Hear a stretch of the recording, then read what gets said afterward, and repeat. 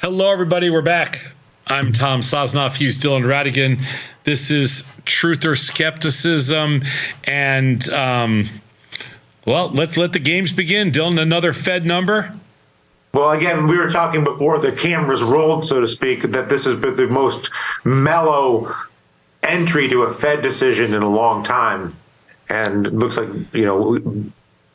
that continues. The market is sort of, there was no reset in the levels for the market's expectation from what happened today. Put it that way. 100%. This is going to be one of the, well, you know what? Bond volatility was down to basically zero. S&P volatility was going in. And S&P volatility was on its butt. So, it's just kind of what we thought. Business as usual, as they say. Which brings me to today's topic, which is inspired by recent conversations, but looks at, I would say, a more fundamental level through the lens of crypto, because I think crypto is the subject du jour for the topic of currency. Okay. What is a currency and how is a currency and what's the purpose of a currency and all that. And so on the one hand, I'm interested in a little bit of a sort of a crypto use case, relevance, pricing, vectors. Is there gravity anywhere? How is it all binary on regulatory, any of that? So there's that, and then at the other end of the spectrum, you have William Jennings Bryan in 1896 with the populist movement in Nebraska, looking to create a currency that's only backed by the agricultural and mineral outputs of miners and farmers in the United States, to take it off of the gold standard, but to give the Midwest power and say that currency should be backed by the aggregate value of agriculture and minerals of the land. And now he's dead. Well, it didn't work out great for old Bill. Yeah, but that's a podcast for another day. Okay. That's for the History Channel. It's a heroic and tragic tale, as so many are. All the same, old Bill had a point, which was, I know what a currency is, and it's not backed by gold, and it's not backed by computers, and it's not backed by anything. It's backed by the farms of America or whatever. It's backed by some other defined value, social value or economic values defined by the oil resources, the water resources, some collateralization.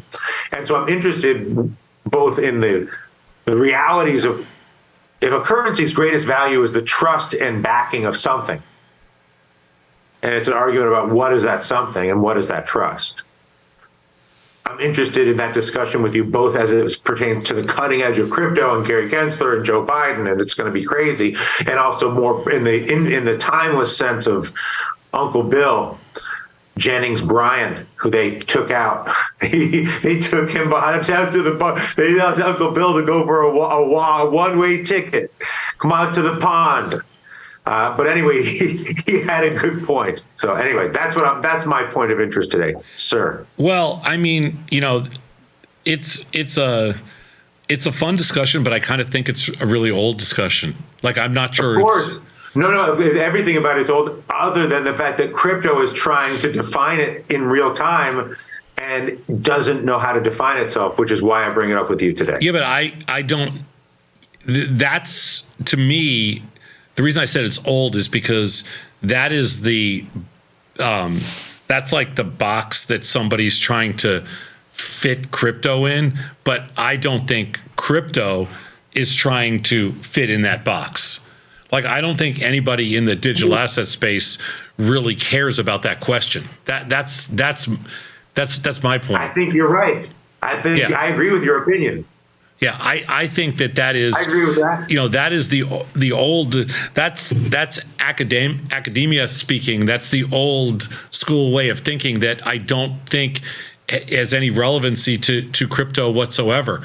I mean, the beautiful thing about other than the fact that crypto on some level is meant to be a vehicle to exchange contract, title, and value. On some level, sure. But here's the thing. Here's the thing I love about technology.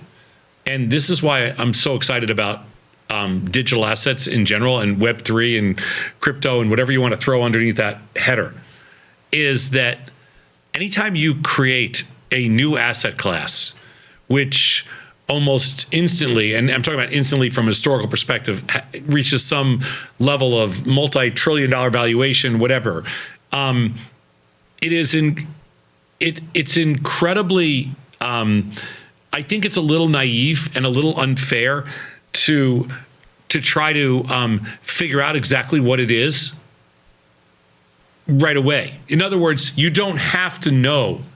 Like, it doesn't have to have a specific, purpose. It doesn't have to have a reason why it does whatever it is that it does. Like, crypto is, or digital assets are it's a technological advancement. It's a new piece of technology. It's digital. It might be digital currency, but at the same time, it's new digital technology that has to find its place in the global ecosystem. And again, but I agree with you, and I would say that the place it's a mechanism for the exchange of title and value. Okay. It's governance with value. At the end of the day, it's all, whether it's Bill Bryant and corn or the latest multi-factor, multi-sig, Web3 asset transfer. And so, on the one hand, everything you say is true, but it doesn't mean that on some level,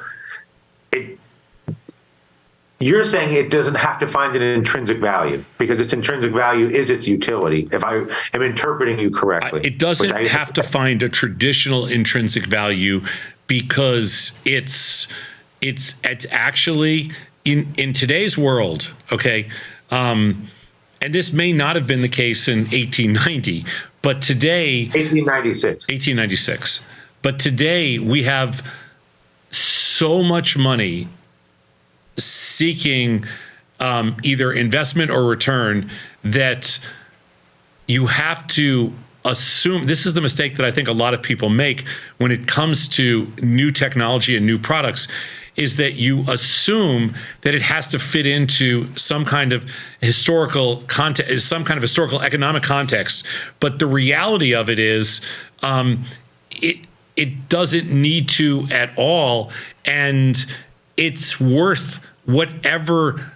Essentially, it's worth whatever somebody outside of an emotional, crazy emotional. It's utility. It's utility. It's worth what it's trading for. Is bottom line. Which is utility, right? Yeah, it's worth an emotional outcome or a speculative outcome or a practical outcome. But it's not an intrinsic value. It's a useful value. Yeah, like people that bitch about crypto and say it's going to zero, this and that. Well, the reality is that crypto's fair value is right where it's trading for. Right, but I'm not looking. I'm not here to represent that, and I'm not here to be your. No, I understand that. I'm just saying that that's to move through that. I know. But that's what most people don't get about. And I think that's an important point. But I think to help everybody and myself included understand it, let's move through it and accept your premise, which is that the price value of any crypto as a piece of technology. That is an exchange of sentiment, emotion, intangible emotion, artistic, creative. It's a whole world, including title and value, but not reduced to only that by any stretch, but including that. But that its value is a function of basically the buoyancy in global liquidity. And when there's global liquidity, there's going to be intrinsically demand to make markets because it's a valuable technology. Okay. Sometimes there'll be a lot of money to make markets. Sometimes it'll be less. Depends on central banks. Depends on sentiment. Depends on equities. Depends on lists. Is that a fair? If I was to give instead of taking a currency approach, what's the value of this? What's the level for this currency?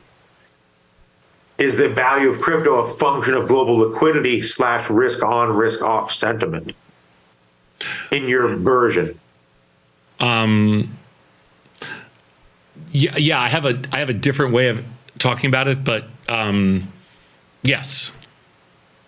that its low price point represents risk off and every negative financial headwind rates this. Yeah, I refer to it as asymmetrical. The value of crypto is a reflection of asymmetrical opportunity. That's all it is. So, that to me it's a fair value play with asymmetrical opportunity. So crypto has what we would call in the option world, just huge call skew. Mm-hmm. And so, it has unlimited upside. It has very limited downside. And for that reason, it trades the way it does.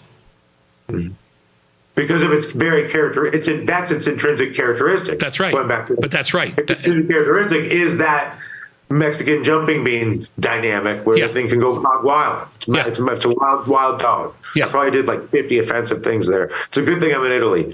I'm just trying to say what I'm thinking. No, it's fine. You can say Mexican jumping bean is fine. Mexican jumping bean. Can I tell you a detour story or no? Do you have a moment for it's a worthwhile story? I know we're on air. Okay, so you have a Mexican jumping bean story. I got to hear this. It's amazing. What is it? I'm 27, 8 years old. That's Bloomberg's newsroom on Park Avenue, glorious and sunny, and all the sort of Park Avenue in the upper 50s. One of the senior editors is just back from somewhere in Eastern Europe after 10 years at The Economist, gets a job working as an editor, a currency editor at Bloomberg. Doesn't take well to the return home, doesn't take well to the management, and for whatever reason, and this is early in the Bloomberg days, takes it upon himself to start quoting prices on the Bloomberg wires publicly on the Mexican jumping bean as a commodity, alongside of all the other commodities. I didn't even know it was a commodity. Go ahead. It's not. And so all of a sudden the Bloomberg wire starts quoting Mexican jumping bean prices from New York. And the phone starts to ring. I remember, I'll never forget, it was like a 664-2300 line, an open line to the newsroom. Starts ringing like crazy. Because people want a Mexican jump. They want to know why you're getting a Mexican jumping bean quote. And that was the end of that man. He had a William Jennings Bryan-like experience after that, I would say, within moments, actually, I believe. God, that would have been such a great April Fool's Day thing, too. That would have been awesome. It was a wrong day. Wrong guy, wrong day, wrong authorization. But it's kept the Mexican jumping bean warm in my heart ever since. And I feel like it's a great metaphor for like high call skew. Highly stochastic with lots of upside. It's a wild little potato. I kind of like that move because it's just basically saying, listen, I know in a couple of hours they're going to escort me out of here, but I'm going to have some fun making markets in the next 35, 40 minutes. I remember it. It's decades of my life. I mean, it's the same way you remember that Toyota story or whatever, the big shot auto, and he was wrong, and you're like, okay, never mind. Sure. Like, I remember because I had so much respect for the Bloomberg and the terminal and the headlines and New York Stock Exchange and Chicago Board of Trade and all these prices and all this money. And here's this man comes in out of Brussels or wherever. He's probably 10 years older than me, like an editor, more of a seasoned New York, like an editor, a real editor. I was a kid.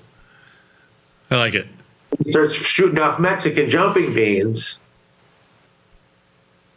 It was incomprehensible. I mean, it would be like if you making markets in Mexican jumping beans on the SIBO for like as long as they let you stay out there raising your fingers. We would have made markets on snow if they would have let us.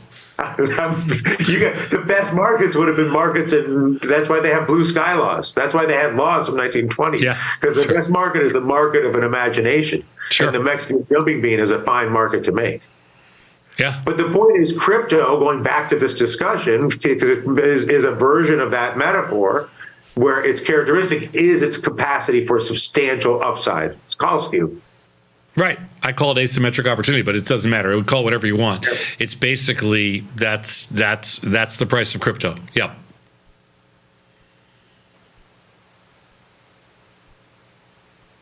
Okay. And so you sit at the table today with a position that you believe you're a good estimator and advocator and instigator of capital allocation against a higher probability of payout or deal certainty of some kind, on the expectation that you don't know, but that you believe you can allocate your investments to higher probability outcomes? I think you should allocate your investments to, it depends. If you're talking about trading, it's higher probability outcomes. If you're talking about investing in a more traditional or passive sense, it's about pot odds or opportunity. In other words, it's about where you, and this is just completely arbitrary. It doesn't, there's no real number behind this, but it's where you think you're risking 1 to make 2. Or risking 1 to make 10, whatever it is. It's in the ratio of the payout to risk capital. That's exactly what it is. That's all it is. You know, like traditional finance is not about that. Traditional finance is much more about, you know, hey, it doesn't matter if I'm buying this where I feel like I'm risking 2 to make 1. Because this is where you have to be right now. That's traditional finance. My world's different. I'm a pot odds player, and that's I know. I've learned that from you over a decade. Yeah. I think that's what I'm sorry. And so, but I think that not just you, but I think if there's philosophically. So, but to take that back to this. So the pot odds on crypto or anything that has a highly stochastic, asymmetric, use your words. Sure, whatever.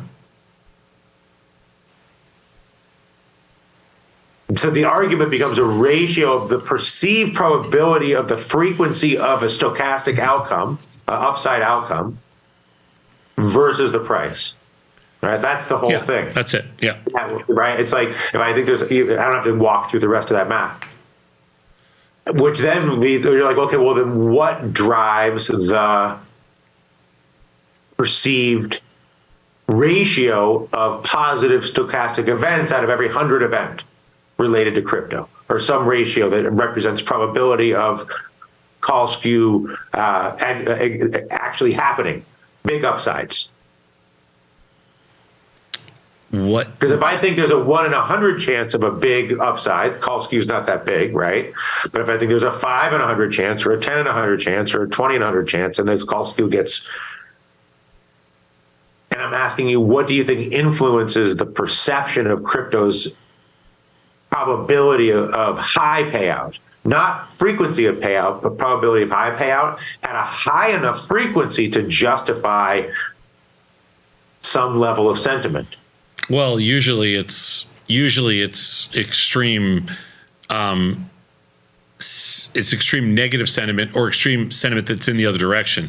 So usually, what drives those odds, if you believe in, I mean, there is a rare occasion that you will find, there's a rare occasion where there's a floor and you get close enough. So low basis by on its own can be that floor. So like an example would be natural gas trading at, you know, at under $2, or crude oil trading at $9. You know, there's a natural floor to different commodities, gold trading at 300, whatever it is. There's a natural floor to commodities where it can't go below 0. So you're okay with accepting low basis as one of those criteria. But for the most part, the criteria is usually a condition that is, you know, either some form of it's emotion. It's some form of capitulation, some form of, you know, oversold. You just feel like it's oversold, you know, and so. It's your whole price extreme routine, which is of course.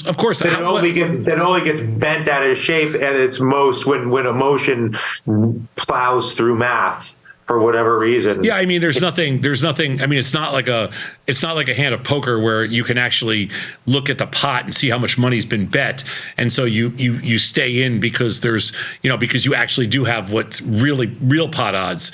But those real pot odds are, you know, that to me is even worse because everybody can see that. You want to be in a pot odds situation where there's value in doing the work. That's right. Where it's completely subjective and it's your call against the field. And I think that's what really makes, you know, that's the true superstar stuff. That's the stuff legends are. The game is won and lost is in that soft tissue right there. Exactly. And can that be taught, or is that innate, or can that be learned? I mean, it's learned. It's not. first of all, for some people, it's obviously it's innate, and for other people, it's, I mean, maybe it's taught, but it's definitely learned. But it's not something you can it's not something you can master. It's something that wealth and success gives you what we call like a Warren Buffett syndrome, which is the ability to wait to be right. Which is a very different. So if you're down, if you're down to your last, few dollars or whatever it is, you don't have the ability to wait to be right. If you have enough capital and you can just keep going forward, just wait for whatever that cycle is. Every month, stroke the overhead and keep whatever it is, or wait 10 years. Who cares? Whatever it takes. That's the Warren Buffett thing. If you can outweight your coverage, eventually you'll break them down. And that's not everybody has that luxury. Done as a fractal? Do you think that principle that's a no? I don't think that principle is. It only works at scale. Yeah, I think that principle is. That's why scale advantage. That's why the whole Warren Buffett thing kind of pisses me off. Not Warren Buffett doesn't piss me off, but the people when people say this is how you have to do things, because I don't think people are capable of doing those things. Warren Buffett can wait out 2008. He can wait out 2020. Joe Blow can't. So it's not the same thing. It's absolutely not the same thing. At the same time, it's in those moments, let's use 08 and 20 as the two moments, as obvious expressions of extreme sentiment, all the characteristics that we would describe we're looking for in the sense of opportunity. But your point is, if you don't exist on that day because of the financial negatives, it's meaningless. And Warren Buffett exists and Joe Blow doesn't. Yeah. Listen, it took Warren Buffett, a long time. I mean, there are cases out there where people have done it on a short-term basis and it has worked, and but they're very few and far between, and it's incredibly rare. And let's be realistic about this. I feel like the great thing about Tasty is that we put it out there in real terms. I mean, this is finance for real people, and and that's the nature of our business. That's what finance is for 99.99% of the people. What is what finance is for 99%? Is the reality that you don't have the luxury of time, of unlimited duration. You don't have the luxury of unlimited capital. You don't have 17 billion in reserves or whatever it is. So that there's a different type of urgency, and it's one of the reasons that people get very uncomfortable, with finance and with taking risk, is because they don't understand the reduction in basis, and they don't understand any kind of strategy. So then basically, what are you doing? You're just betting that your timing is going to be right. Nobody's timing is right. That's why but I think that's why people get so, whether it's like the onslaught of people in China a few years ago. Yeah, of course. And then, or then the pandemic onslaught here with Robinhood. And then because people are limited the way that exactly how you described, or their only scope of expectation is some time window with no durability or strategy underneath it. It's bad customer acquisition, I would argue. Listen, how could anybody's time, the Fed can't time things. If you have here's the best example about markets. The Fed, because only saying this because it's Wednesday and the Fed just came out with their 25 basis point move. If the Fed is always playing catch up to real rates, that's all they ever do is play catch up to real rates, which means they have every bit of information in the entire world with respect to rates at their fingertips. They have all the information that nobody else has, and yet they have no clue of what's coming next. And yet somebody thinks that somebody else has a clue. That's ridiculous. So I guess my whole point to this is just that we have to start facing finance in real terms. Now, getting back to the original discussion that you started with today. Right, but no, real terms is I don't have the luxury of time, right? So then what? So if I listen, no, great. I still want to play. I can only do exactly. time. So the real terms are what you started off this whole discussion with. Real terms are, what we talk about. So you go back to Bitcoin just as an example. So the reason that Bitcoin is attractive is because in most cases, just think about it this way, and this is like a bigger discussion, but it's fun. So think about every amazing piece of technology that's been developed over the last 20 years. And I'm going to give you some, and you tell me. Let's say Uber. Just because to me, Uber is one of those companies. Networked globalism, systems sharing. What does it do? Sharing apps. Yeah, I mean. Airbnb, Uber, all that. Yeah, all those things, and then on top of that, you have even the Googles and the iPhone was 07, iPhone 07. Yeah, okay. Apple, iPhone, everything. Tesla, another unbelievable example. All these crazy examples. So when does a retail investor, I'm going back to Uber because I think it's a perfect example. So Uber builds this incredible technology. So you're using Uber. You're like, oh my God, I just paid $20 for a cab to go from point A to point B, and I just got on my iPhone. This black car showed up, and I got it from point A to point B for $6. So it's 30% of the amount of money I just paid for a cab. It's a nicer car, and it was a more pleasant experience. And point to point, everything. And it's all paid for. I didn't take a credit card out. No, none of that. It's amazing. The most freaking amazing. I remember I looked at it like, these guys just invented the wheel. I'm telling you, I looked at my phone. I'm like, these guys just freaking invented the wheel. But they're a private company. They're a private company, and they're on their way from $0 to $70 billion. Sure. Okay? This is the story. This is the amazing technology. So as a consumer, as an investor, okay, here I am twiddling my thumbs going, great. I can buy Uber at the all-time high when it gets to 70 billion, when all these other guys that got, because they had private equity capital. Sequoia and the party boys in Silicon Valley. Everybody else. Okay, fast forward 10 years, and all of a sudden, somebody creates digital technology. And for the first time, all the masses, every freaking consumer down to every high school kid can say, you know what? I can participate in this technology and F those big private equity firms and those big banks and those investment bankers. Next to Andreessen Horowitz, because none of those guys want to touch this because they don't have the inside track. This is a consumer product. Every Tom, Dick, and Harry with $6 in their name can buy Bitcoin or whatever else it is or any other coin. And so I get to participate in this technology. The best pot odds for somebody who's time limited and resource limited. Exactly. So while you're going to have your window in the money machine, you might as well have some lottery tickets in the room that pay big. Exactly. So all of a sudden, this technology, now the traditional finance, which is the Mexican jumping bean, by the way. But the traditional financial service world, the investment banking world, everybody gets pissed because they're like, oh my God, A, we can't make any money. We can't monetize this. B, they're blowing us off totally. They're not taking any money from us, and they're not paying attention to us, and they're not, we can't get involved at early stages. And everybody else is making money, and they're getting involved, and they have all this, asymmetrical opportunity because they got all these crazy pot odds in their favor. And for the first time, everybody that couldn't get involved in any other tech deal for the last 20 years is involved.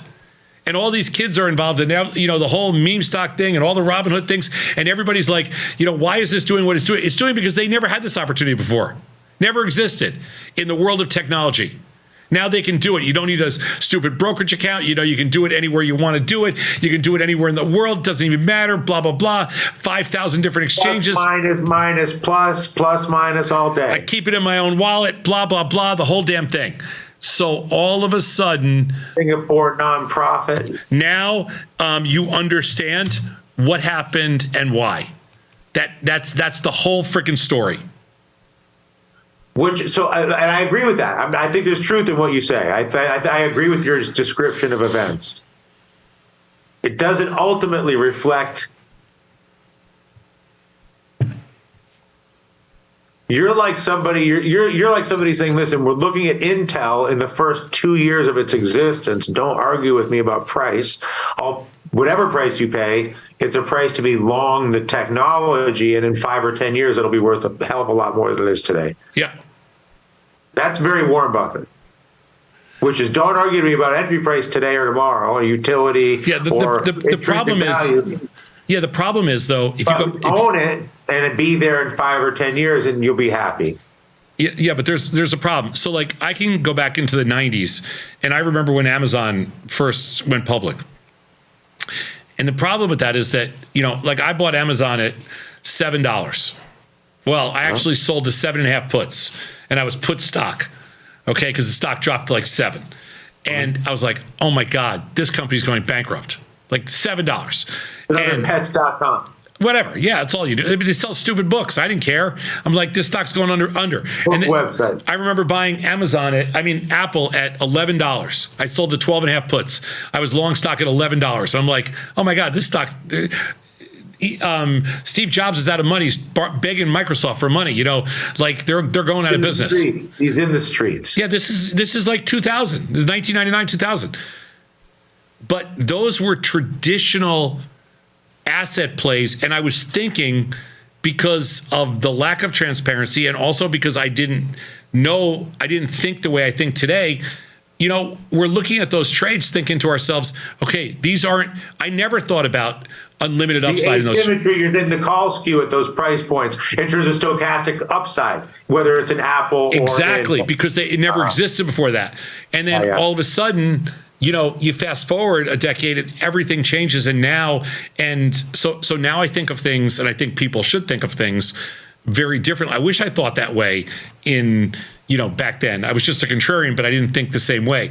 I wish I could appreciate, I think we're in a really interesting time now because we can talk to people about finance in a very different way, and hopefully, there's a different level of appreciation for, different kinds of opportunity. But I think that is the story behind digital technology. Okay. So then let's say we want to have an asset class that has the ability to have the highest probability of high payouts using stochastic upside in a limited amount of time, because I have a limited amount of resources, and how crypto is very well suited to that use case. Okay. And now I have a choice between out of 100 outcomes, one of those 100 or 50 of those 100 could have 3 to 100 standard deviation upside. Would you rather have a pool that has 3 or 4x upside? That's like, in other words, do you prioritize frequency of Yes, I do. Occurrence or extremity of occurrence? No. Frequency of occurrence. So I am I'm a geek when it comes to like, I don't like if you are getting 1 in 10. Like if you think your payout's 1 in 10, then you have to understand how efficiency works. So if you think your payout's 1 in 10, then your probability of profit is 10%. Right. So if you think you're let's say the other one. Let's say I got one pool. I got 200 lots. Okay. Yeah. So both stochastic. I got 5 I got 5 out of 101 that'll pay 1 in 3. Well, the 1 in 3 is interesting because that. And then I have another one where I have 2 out of 100 that'll pay 1 in 10. Right. So I like the 1 in 5 1 in 3s plus 95 duds, or do you want 2 1 in 10s and 98 duds? I'm more like, what do you prioritize? I want the wins. You want the 1 in 3s? Yeah, of course. This is tasty. We always want the wins. We go for the wins. We don't go for the long shots. Long shots are stupid, in my opinion. And I don't run a book. I don't run a portfolio where I'm trying to hit 1 out of 10 or 2 out of 10, whatever it is. I mean, honestly, strategically, I want to hit 2 and miss 1. So I want the odds the other way. But if I'm talking about pot odds, which is what this discussion is about, my game is much more in the 25 to 35% chance, much rather than the 5 or 10% chance. You like the 1 in 2, the 1 in 3, the 1 in 1.5. Of course. as many as possible. Of course. So now let's go back to the cryptocurrencies, and let's say we have these prices and the intrinsic values and their Mexican jumping being characteristics of the currencies as they exist right now. Which of them do you think has the most 1 in 3s? Do you have an opinion between this cryptocurrency and that cryptocurrency and this? Well, I think, how granular are you? Enough to know that you've got to be at this point in time. A year ago, I would have said something differently because, listen, markets move. But right now, you have to be in the chalk. So it's either ETH or Bitcoin. Have those, I don't think because that has the highest number of potential 1 in 3s because they're the most popular. That's right. I think it's Ether. I think it's ETH and Bitcoin. I think a year ago, I would have said I wanted to be in something else. Because for a lot of different reasons, but I think that's changed a little bit, and I've learned. We'll call this the FTX risk-off position. Yeah. Like I'm not buying any more altcoins right now, and I'm not. There's definitely things I'm absolutely not doing. And is that an FTX related, either indirect or direct? I wouldn't call it an FTX related thing because I honestly couldn't care less about FTX. But I do think it's kind of a little bit of the aftershock and a little bit of the coattail effect of. I do think some of the altcoins have lost some of the upside skew that we talk about. I don't think things are the same, and I think their probabilities have diminished. I think they have. Yeah. But you think that the probabilities for the big two, we'll call it, are the same as they were or better than they were because of the compression and the filtering? I think they were better than they've been for a long time, just a couple of months ago. I think now they're much more fairly priced today. And so with Bitcoin at, right now at, what is it, 23.3, I think they're much more fairly priced. I mean, we're 50%, we're almost 50% off our lows. I think that's a pretty, we're probably in a very decent fair market area. Maybe they have another, few $1,000, but I don't think it's dramatic.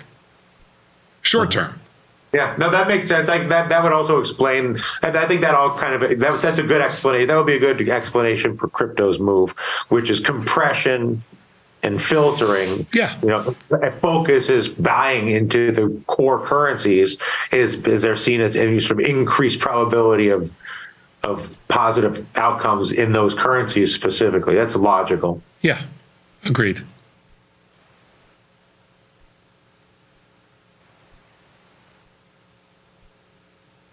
Let's put it this way. I haven't sold anything yet, so I'm still hanging in. Yeah. No, but how do I say this?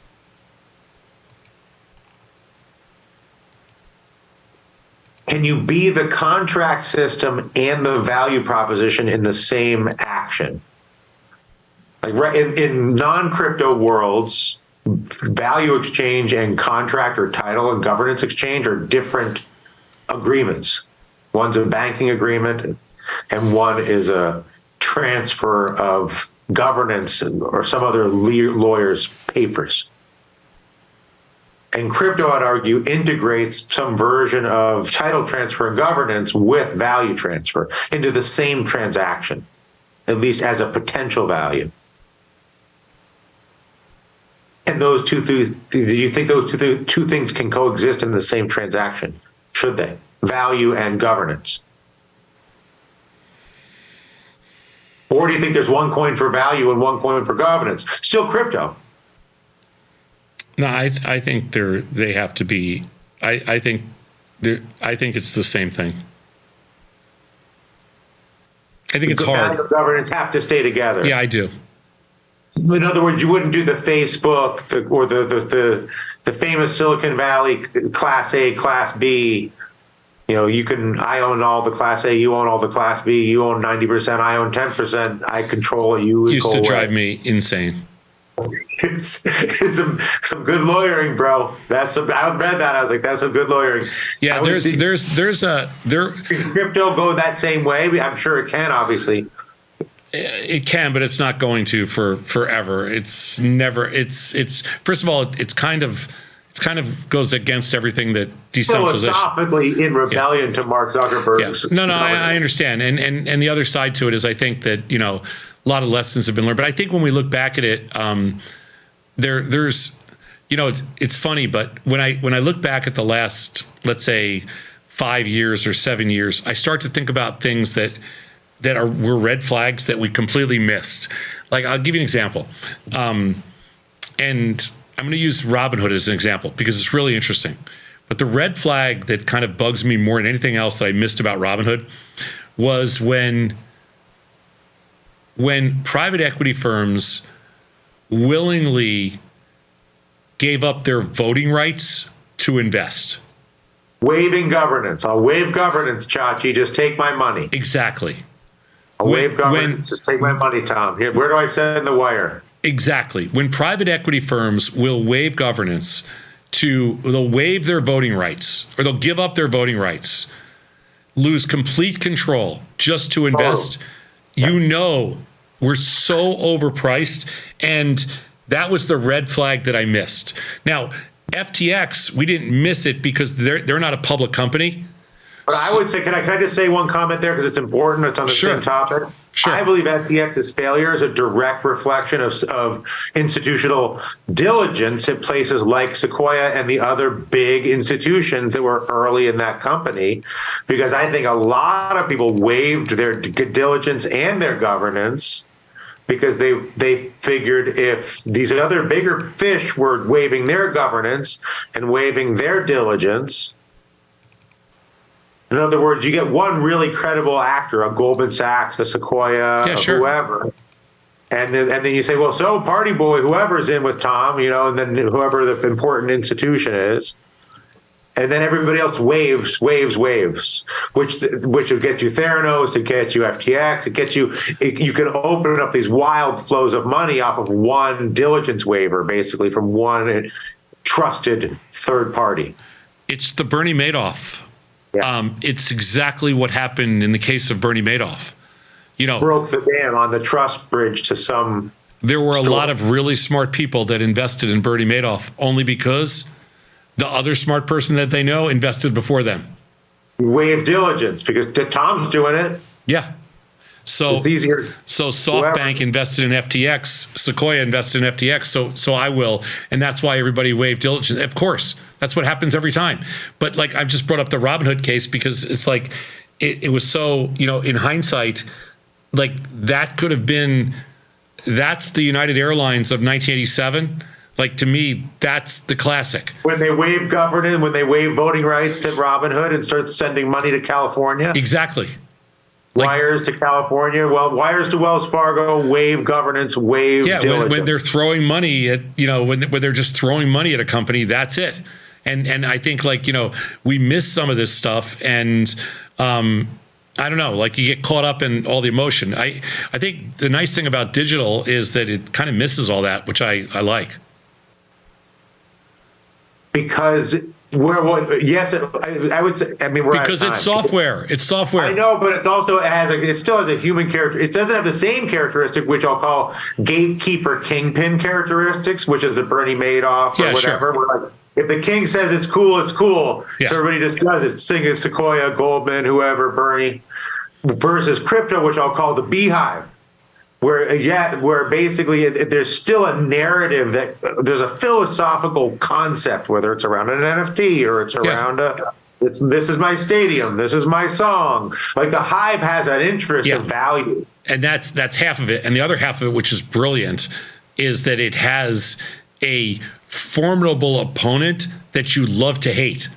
So the other thing that worked for Bitcoin was the hive organizes against the gatekeeper king. Exactly. So you had all the people that you love to hate, from Jamie Dimons on down to every gatekeeper since your first grade teacher. Exactly. Hey, this is a scam. All you wanted to hear was all the so you had it's the perfect storm. No gatekeepers. That's right. The people that you don't like, they hated it. Perfect. Even more reason to do it. Gatekeeper kingpin hates it. They might make it illegal. All right, this is fun. I'm Tom Sosnoff. He's Dylan Radigan. Thanks, Tom. All right, Dylan, that was great. Thanks. All right. Thanks, bro. All right. All right, guys.